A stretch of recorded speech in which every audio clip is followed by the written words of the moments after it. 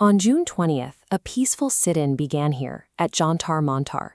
The students gathered with a single focused demand. They wanted accountability for systemic corruption within the national medical examination process. The target of their protest was Education Minister Dharmendra Pradhan. With over 100,000 medical seats at stake, the news of leaked exam papers had compromised the future of students across the country, turning a bureaucratic failure into a national crisis. The movement gained significant momentum on June 28th, when social activist Sonam Wangchuk joined the protest, beginning an indefinite hunger strike. As images of Wangchuk's physical decline spread online, the protest remained strictly nonviolent, even as its viral reach expanded. This presented a problem for the state. When a movement is popular, disciplined, and peaceful, the government cannot simply use force to remove it without appearing to be the aggressor. To dismantle this kind of consensus, the standard response isn't enough. It requires a specific sequence of actions, a pattern of escalation designed to shift the narrative and provide a justification for a crackdown that would otherwise be unacceptable. The first signs of this shift appeared on July 17th. Delhi Police Commissioner Satish Golcha was abruptly removed from his post, despite being months away from retirement. He was replaced by an officer from the Intelligence Bureau, signaling a change to a more centralized command. The results of this leadership change were immediate. At 6:30 the following morning, police and special forces entered the nearly empty protest grounds, forced Sonam Wangchuk into an ambulance, and moved him to Safdarjung Hospital. By the night of July 19th, the environment at Jantar Mantar began to change. In a bizarre move, the Delhi police removed all metal detectors and standard security checks from the entrance of the protest site. Damaged vehicles filled with bricks appeared inside restricted zones, passing through closed police cordons to provide materials for confrontation. Next, the government shut down 150 cell sites across central Delhi, ensuring the upcoming events happened in an information vacuum. These specific tactical steps, the leadership change, the removal of security, and the blackout, create the necessary environment to frame a peaceful assembly as something far more volatile.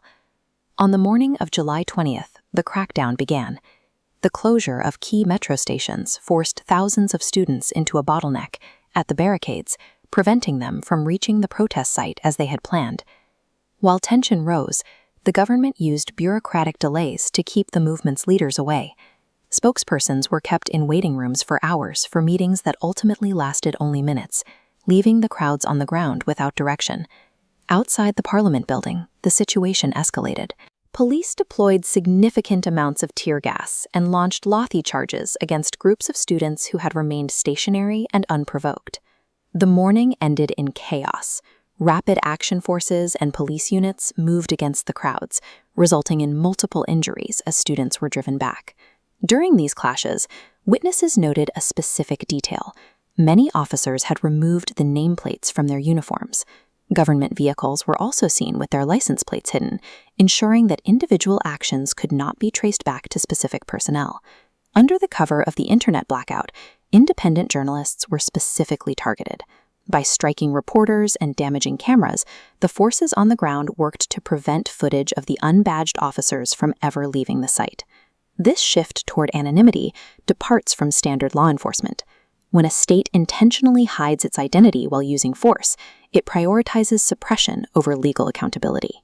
By 3:30 p.m., the physical stage at Jantar Mantar had been dismantled, but the attempt to end the protest failed. That same evening, the protesters returned to the site and rebuilt the stage, resuming their demands immediately. Rather than ending the movement, the violence in Delhi triggered a national response. In the hours following the crackdown, solidarity marches were reported in Lucknow, Ahmedabad, Kolkata, and Mumbai. The resilience of the protest was driven by a demand for national integrity. The students were not just protesting an exam, they were asserting their right to be heard by an administration that had attempted to silence them through force. From administrative removals to the deployment of communication jammers, the scale of the state's intervention highlights how seriously the administration viewed the protest. These are the tactics deployed when a movement's message begins to resonate on a national scale. Physical barricades can be welded shut and digital signals can be jammed.